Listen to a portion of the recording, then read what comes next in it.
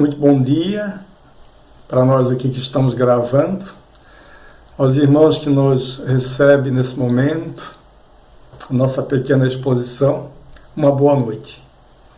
Que possamos estar amparados sobre o bom, amado Senhor Jesus Cristo, que a espiritualidade nos auxilie para que a gente possa levar com clareza a nossa exposição de hoje. E assim a gente pede amparo a Deus, ao Senhor Jesus Cristo e toda a espiritualidade que possa nos assistir. Hoje a gente trouxe um tema, a caridade do Senhor Jesus Cristo. Falar sobre Jesus Cristo.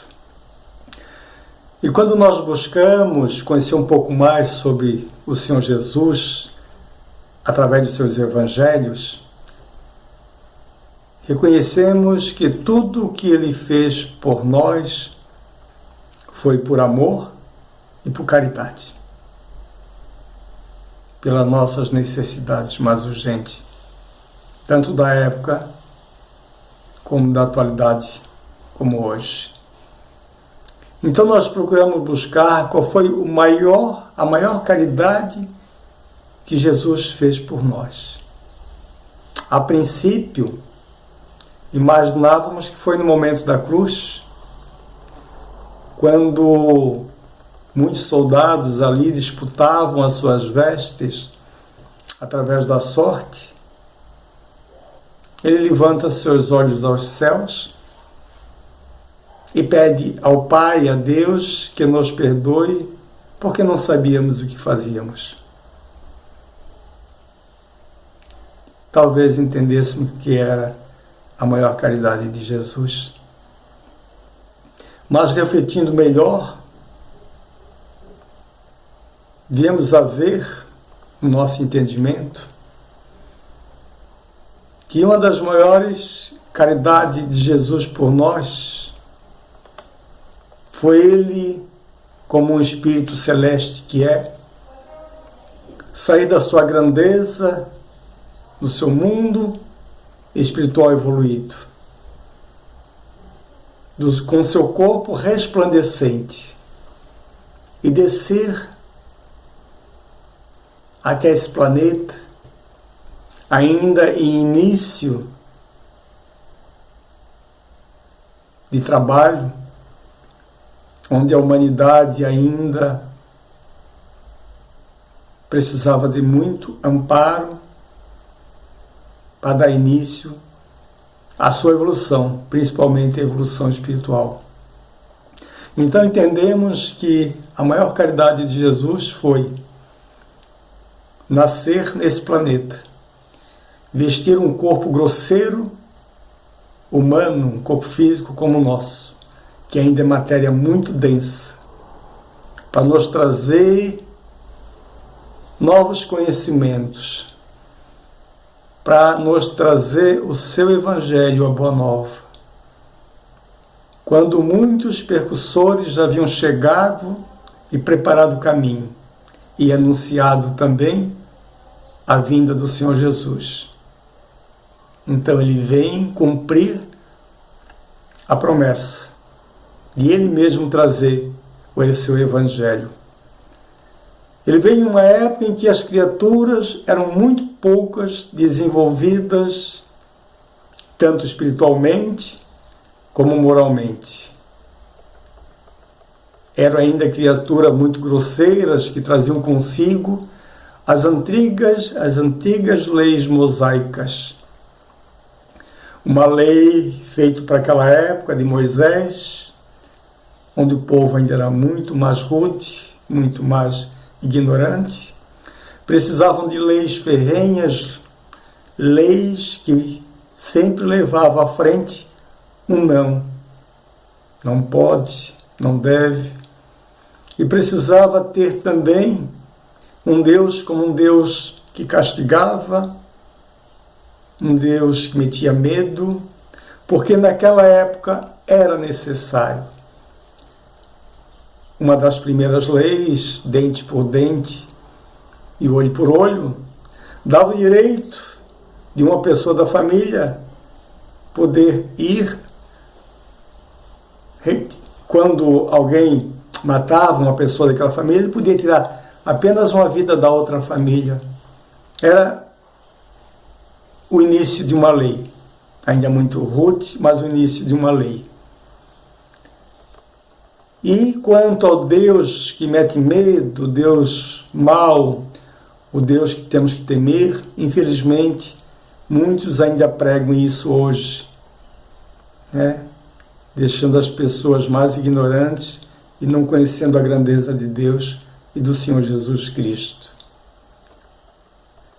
O Senhor Jesus Cristo, ele possuía em si um magnetismo tão grande no seu olhar, na expressão do olhar, no seu falar, que todo aquele que viesse a ele com má intenção era na mesma hora desarmado, pela sua grandeza, da expansividade da sua energia de amor que todos recebiam. Então Jesus Cristo, ele vem com uma proposta diferente. Ele vem nos falar do amor, da caridade, da compaixão ao próximo, da paz, de muitas virtudes que ainda era adormecida nas criaturas humanas naquela época. Se hoje nós temos dificuldade em às vezes levar um esclarecimento a alguns irmãos referente à imortalidade da alma, né, ao trabalho da caridade, ao desapego e às conquistas dos bens espirituais, imaginamos a dificuldade que Jesus teve com aquele povo ainda muito mais rude, mais ignorante. Em todas as suas lições, nas suas curas, no atendimento àqueles atormentados, sempre a bandeira de Jesus foi mostrar a caridade.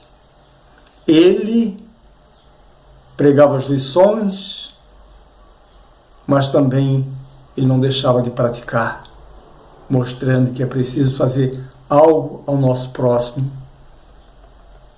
E Jesus se destacava pela grandeza da sua humildade, né?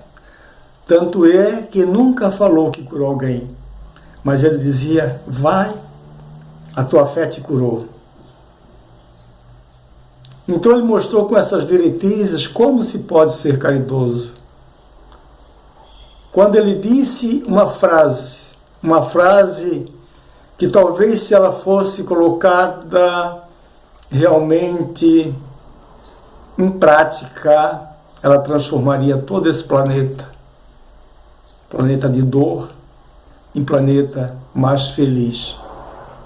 Quando ele nos diz que devemos amar o próximo como a nós mesmos, que devemos fazer sempre ao outro aquilo que nós gostaríamos que o outro fizesse a nós. Aí está contido a fórmula da conquista do reino de Deus em nós. Ver o outro como irmão, independente de quem quer que seja o outro. Nós muitas das vezes, na nossa ignorância, exigimos do outro: por que eles não nos amam mais? Por que eles não têm aquela paciência que deveriam ter, a compreensão para comigo? E muitas das vezes a gente ouve pessoas falando que não entende o outro porque ele não tem essas virtudes para conosco. Mas a gente pergunta: com que direito nós cobramos do outro, muitas das vezes, aquilo que ainda não adquirimos é nós mesmos. E não temos para dar, nem para nós, nem para o outro. Então, quando essa conduta de amar o outro, de fazer o outro somente o que gostaríamos que fosse feito a nós, ela for praticada por todos, aí a terra será renovada. Aí os males serão vencidos. Principalmente um dos maiores, que entrava todo o progresso moral, espiritual, por não dizer material, que é o orgulho e o egoísmo. Os homens conhecerão e praticarão a verdadeira caridade quando eles serem fraternos uns com os outros. A caridade, o amor, o desprendimento, todas essas virtudes que já falamos, aí elas serão espontâneas no ser. E aí, aos poucos, implantamos o reino de Deus em nós, a nossa transformação, a nossa melhora espiritual. Mas muitos nos dizem, às vezes, mas eu não possuo determinadas virtudes e nem tem em mim essas qualidades. Isso não é verdade. Todos os seres humanos foram dotados, desde o princípio da sua criação, lá no ímã do seu ser, no ser espiritual, foram colocadas sementes de todas as virtudes. Todos têm, desde o homem no início, que busca a sua civilização, até o homem hoje, já com condições um pouco mais evoluídas. Temos que cultivá-las. Precisamos trabalhar a terra do coração, cultivando as sementes. Nós fomos criados com inúmeras possibilidades, com potencialidades que ainda não descobrimos. E Jesus veio a nos dizer justamente que nós éramos deuses e que nós deveríamos deixar brilhar a nossa luz, porque Ele sabe que somos irmãos.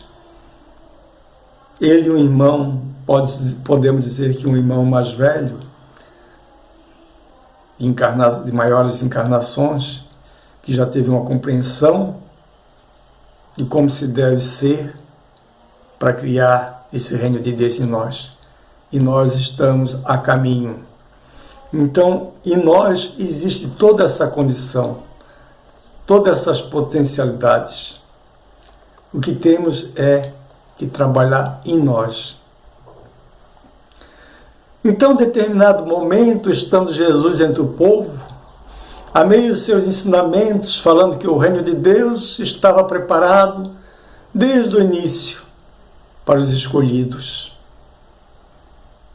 E um homem de dentro daquela multidão fez uma pergunta a Jesus: Mestre, quem que são os escolhidos?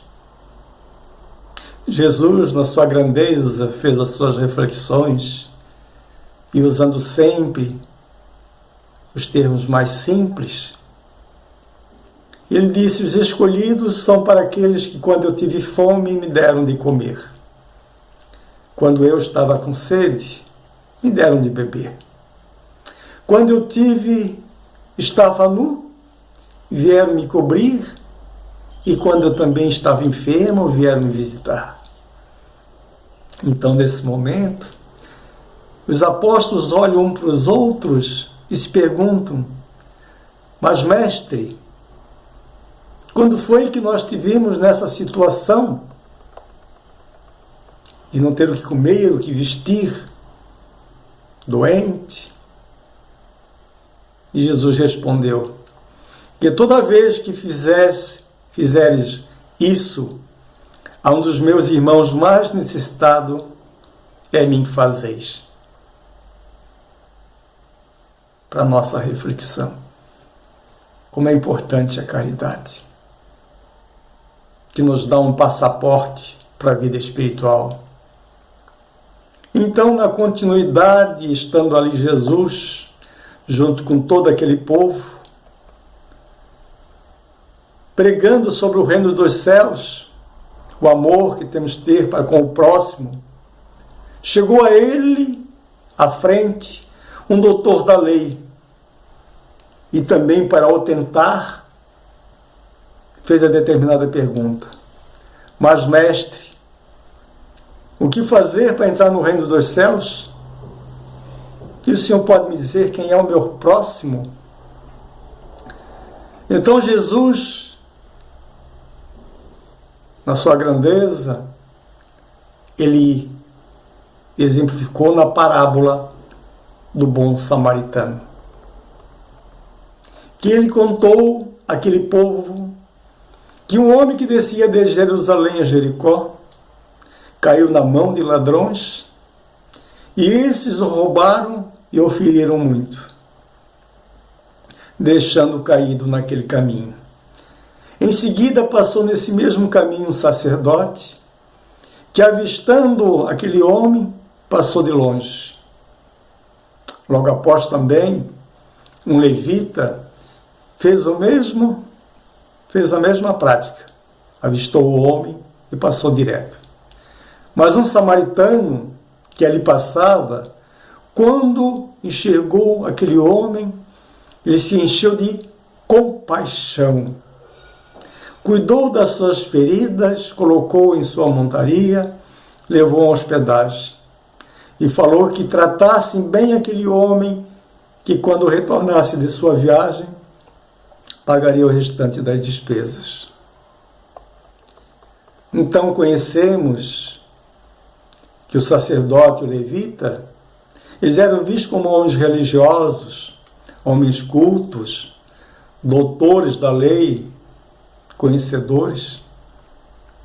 E sendo que o samaritano era visto como pessoa de má índole. E Jesus, então, voltando-se àquele doutor da lei, perguntou a ele: qual deles lhe parece ter usado de caridade para com o próximo? É a nossa reflexão. Com isso, Jesus exemplificou que para nós fazermos a caridade não depende de sermos pobres ou sermos ricos, sermos cultos ou ignorantes, não depende de religiões. O que precisa realmente é nós termos compaixão pelos mais necessitados, compaixão pelo próximo. E o próximo é todos aqueles que nos rodeiam, independente de ser um familiar, um amigo ou um desconhecido. Muitas das vezes nós temos um falso entendimento do que vem a ser a caridade. Que a caridade deve ser para o pobre, para o faminto, para o nu, para o mais necessitado. Que a caridade sempre está à frente dos recursos materiais. Essas são realmente necessidades muitas vezes, para dar alívio àqueles que precisam. Mas essas são necessárias, mas as mais fáceis.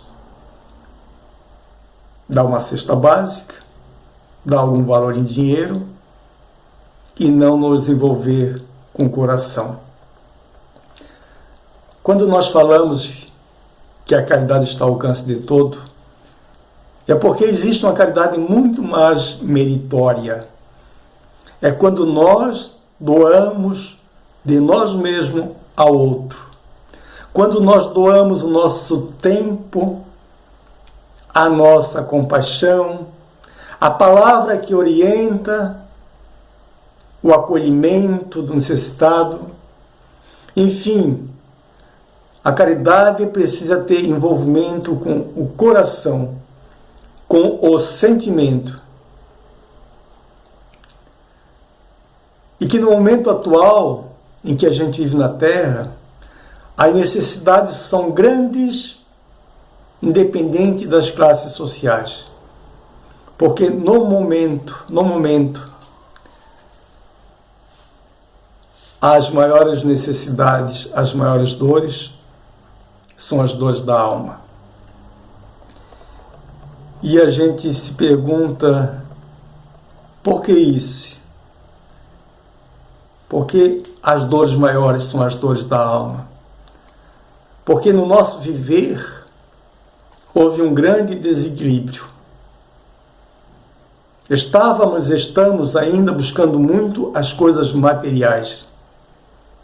As coisas que são temporais, as coisas que aqui mesmo vão permanecer. E esquecemos de viver as coisas espirituais. Esquecemos que nós somos um espírito mortal nessa caminhada à evolução. Buscamos realizar muito as necessidades físicas, melhorando também a nossa qualidade de vida, que é justo. Mas faltou satisfazer as necessidades da alma. O encontro com Deus, o agradecer, o louvar. Daí resulta dessas grandes dores hoje, que chamamos, que Joana de Anjos chama do vazio existencial, levando o ser às depressões, aos processos de ansiedade, ao suicídio, aos vícios de toda sorte, porque o ser acumula em si processos de sentimento não elevados, as culpas, todo esse processo que é do espírito, que vai também somatizando no seu corpo físico e trazendo as doenças. Como mudar? O que buscar? É hora de voltarmos a refletir, a conhecer o Evangelho do Senhor Jesus Cristo, que é um código de vida, um código de boa conduta. Se precisamos na Terra todos os códigos para que possa nos moldar, nos direcionar, precisamos também de um código espiritual para dar o direcionamento ao espírito. E não apenas buscar os conhecimentos através da leitura, mas, se possível, quando puder, começarmos a botar em prática esses conhecimentos. Aí sim, quando nós conhecemos e botamos em prática os ensinamentos do Senhor Jesus Cristo, nós sentiremos um pouco mais de prazer em viver, buscando em nós um estado de paz. E são os únicos momentos que desfrutamos da verdadeira felicidade na Terra, é quando a gente tem conhecimento do Evangelho, começa a botar em prática. E a prática do Evangelho nos transforma, porque tudo que Jesus pediu não foi muito. Não foi caminhar 2000 passos ou subir o Everest, mas Ele nos pediu que amássemos uns aos outros, que fizesse a caridade, que fôssemos bons. Porque só quem faz uma vez a caridade reconhece o sentimento que existe, a grandeza que nos dá ao Espírito, quando a gente sai de si em favor dos mais necessitados. As dores da alma, realmente, elas são mais difíceis de ser tratadas, porque ainda na Terra são poucos os psicoterapeutas de boa vontade, que vão levar aos irmãos necessitados, os doentes da alma, o esclarecimento, principalmente, que nós somos um espírito mortal, que estamos passando as nossas experiências, mas, como falou o Chico, tudo passa, tudo tem seu tempo. O bom é que estamos caminhando para grandes mudanças. E pouco a pouco aumenta esse número de terapeutas, de médicos, de todas as áreas da medicina, descobrindo o ser espiritual que somos, levando a observar as causas que geram os efeitos, e principalmente esses efeitos geram as doenças físicas. Lá no Livro dos Espíritos, quando Kardec, na sua grande inteligência, ele faz uma pergunta à espiritualidade, que qual era o verdadeiro sentido da palavra caridade, tal como entendia o Senhor Jesus Cristo. E Os espíritos responderam numa simplicidade, mas numa grandeza. Benevolência para com todos. Ser bom para com todos. Indulgência com as imperfeições dos outros, porque também necessitamos que os outros tenham indulgência para com as nossas imperfeições. E o perdão das ofensas. Nessas 3 frases, que é a resposta do entendimento que Jesus tinha do que era caridade, transformaria toda a humanidade. Transformaria toda a terra. Ser bom, indulgente e perdoar as ofensas. Na frase que fora da caridade não há salvação, está o destino de todos os homens, tanto na terra como no céu. Sobre a terra, porque praticando a caridade, nós viveremos bem conosco mesmo e sentiremos o prazer que só aqueles que fazem a caridade sentem. É um prazer diferente. É um prazer de estar bem, de uma missão cumprida. E no céu, porque aquele que pratica também a caridade aqui na terra encontra graças diante do Senhor Deus. A caridade, ela tem que ser praticada com os mais puros sentimentos. Porque sem a participação do coração, do sentimento na caridade, ela se torna apenas esmolas, doação. E o nosso amado Paulo de Tarso, que era o Saulo, que é São Paulo também, ele entendeu tão bem, mas tão bem a caridade, que ele nos trouxe aquele verso, que também pode chamarmos até de uma poesia.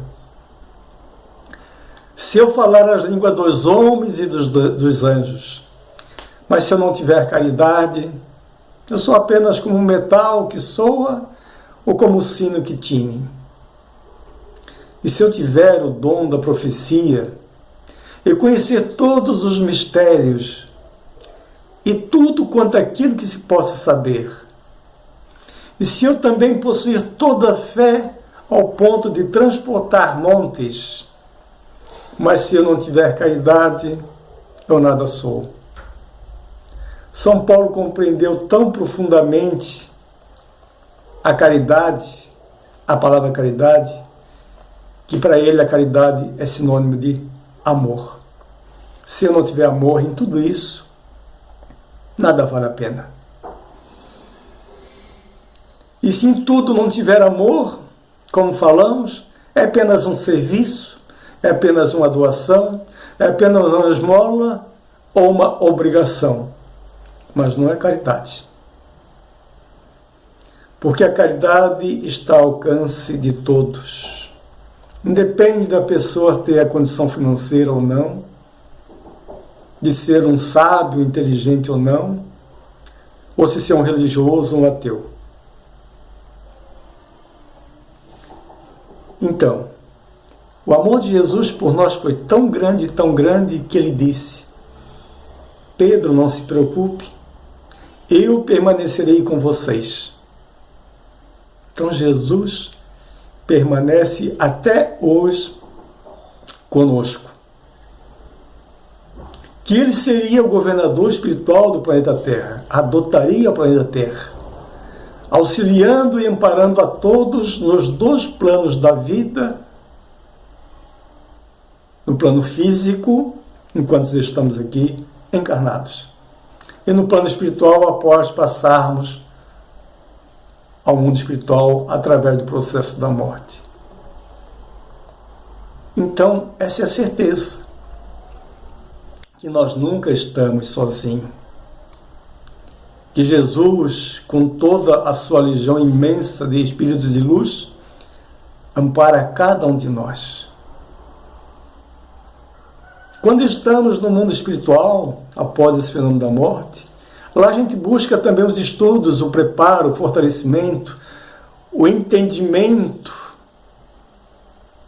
para que possamos voltar um dia à Terra. E quando voltamos na Terra, é a pura prática de tudo aquilo que adquirimos na nossa evolução. A vida, ela continua sempre. Como dizia a música, a vida não para, realmente. Não se morre para renascer no mundo espiritual. A vida é contínua. Apenas o nosso corpo físico fica para trás. Nós carregamos conosco todo o nosso mundo íntimo.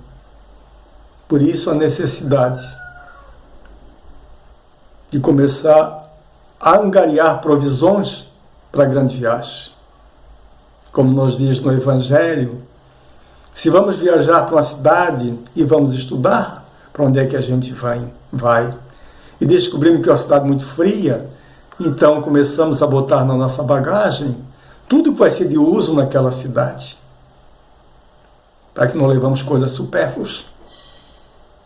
Assim também essa viagem ao mundo espiritual após a nossa morte. É preciso começar a fazer as provisões daquilo que se leva. Porque tudo que é da terra permanece na terra. Mas todo o bem que se faz, isso são nossas conquistas. E ninguém tira de nós. Tanto o desenvolvimento da intelectualidade, como as conquistas morais e também nosso trabalho na nossa evolução, na nossa caridade. Sempre voltaremos à Terra, ao palco da vida, junto com os irmãos de humanidade, dando continuidade à nossa evolução espiritual. Essa também é a grande caridade de Deus para conosco. Nos dar sempre novas oportunidades.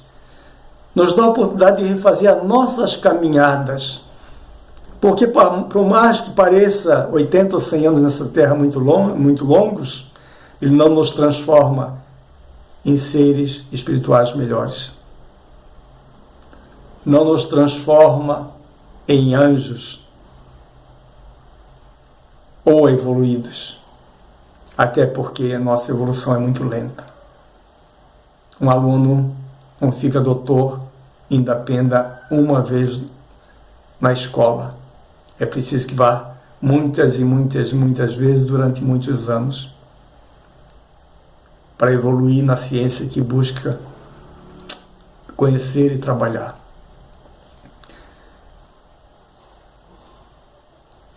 Então, na balança divina, não se pesa os bens da terra.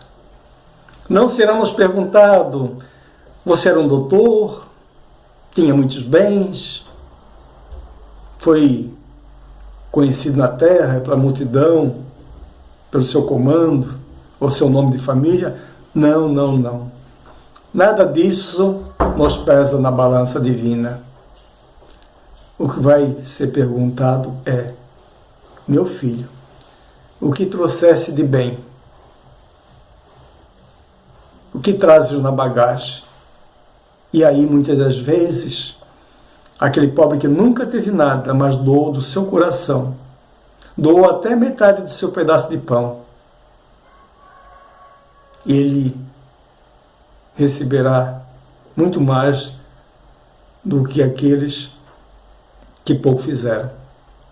Ou quando deram das suas sobras, que nunca lhe fizeram falta. Para que a gente possa entender. Não percam nunca as oportunidades de cada dia. Porque não tem nenhum ser humano que todos os dias não tenha uma oportunidade de fazer algo de bom. De uma palavra que coloque de elevação a alguém. De uma mão que ergue a outro. De um pão que dá a outro. Todos nós recebemos as oportunidades. Porque essas oportunidades, quando praticadas com amor, serão o bálsamo nas nossas aflições. E será o tesouro que vai proporcionar a paz quando mais precisarmos, quando realmente encontrarmos naquela estrada estreita de braços abertos o Senhor Jesus Cristo nos dizendo: passa para cá, meu filho, passa para cá, meu irmão. Que bom, vencesse as propostas, fizesse o teu melhor. Que possamos nós todos também refletir muito nisso. Quais são o verdadeiro objetivo de estarmos nessa terra? Se é para amontoar coisas ou é para nos tornarmos seres melhores. Como dizia Jesus, ele dizia: eu vos dou a minha paz. Que ficamos nós todos em paz, paz e luz. Que assim seja. Obrigado.